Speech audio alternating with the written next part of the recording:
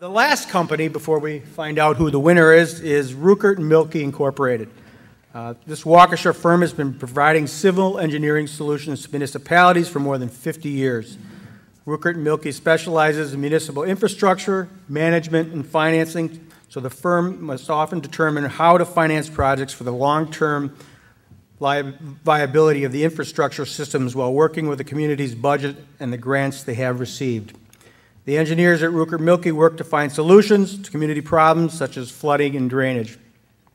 You know, we were tenants of Bill Mielke's firm's business for like 5.5 years, so we got to know them very well.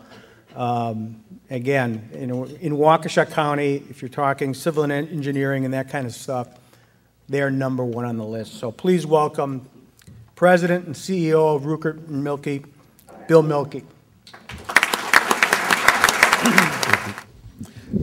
Last but not least is Bill Mielke of Ruekert Mielke.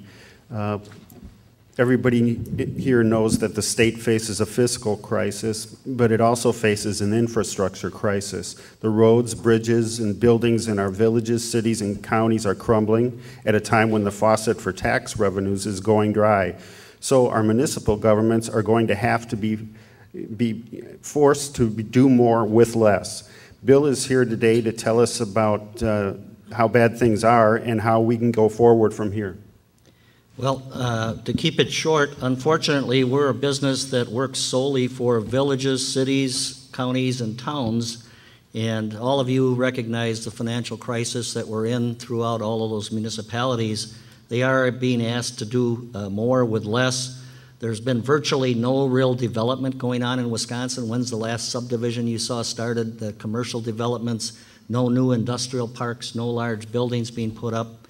So the future, as we looked at it, really caused us to start to re-examine and readjust what our business model was, because going forward, it doesn't look like it's going to get much better. We have the governor reducing the revenue sharing that comes to each municipality that helps them fund how they operate. We've got the continued levy limits, which is a state mandate that says you can't raise taxes within the municipality. We actually have declining property values, and that's the basis on which the communities get the money to do all of the services that they supply to you. And so communities come up with tough decisions. They either have to cut staff or they have to put off or delay infrastructure type improvements, and most of you can probably guess which way they go. They try to keep their police and their fire, and they try to put off and defer infrastructure, which is not going to bode well for us throughout Wisconsin if we continue in that mode.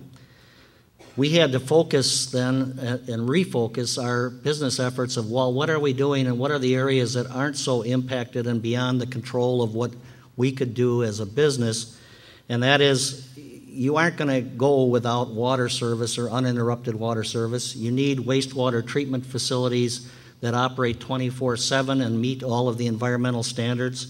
We've had a real increase in flooding because of the intensity and duration of the storms that we've been getting throughout Wisconsin, and that's created a lot of property damage and problems throughout Wisconsin. We've got a major need for drivable roads. If we don't have drivable roads and we let them go to hell, we're going to end up with our inability to have commerce and even time and effort getting to work. Communities are searching for innovative financing techniques of how they can fund projects in these tight times, how they can make do with less. And as a trusted advisor for many of these communities that we've worked for, we've been in business 65 years, have had many of our clients for over 50 years. We've had to develop better ways for communities now to manage their infrastructure and keep track of what is the best way of where you can use your money and get the biggest bang for the buck to try to keep fixing up what you have so that it doesn't totally deteriorate as it would need to be replaced.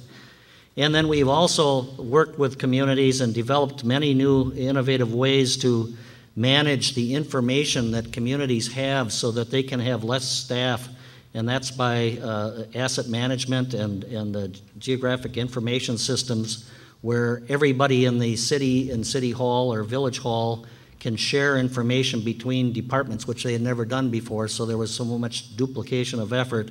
and that's going to help municipalities, number one, cut their staff and increase their efficiency.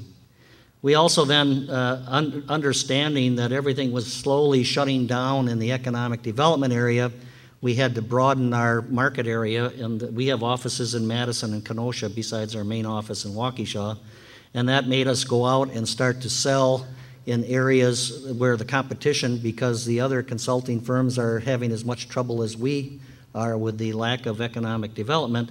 We had to really learn and sharpen our skills for identifying and landing projects in those areas. All of the things that we've done to try to come up with new and better ways to service municipalities, make them more efficient, have helped us maintain and continue to now stabilize our economic condition at the firm.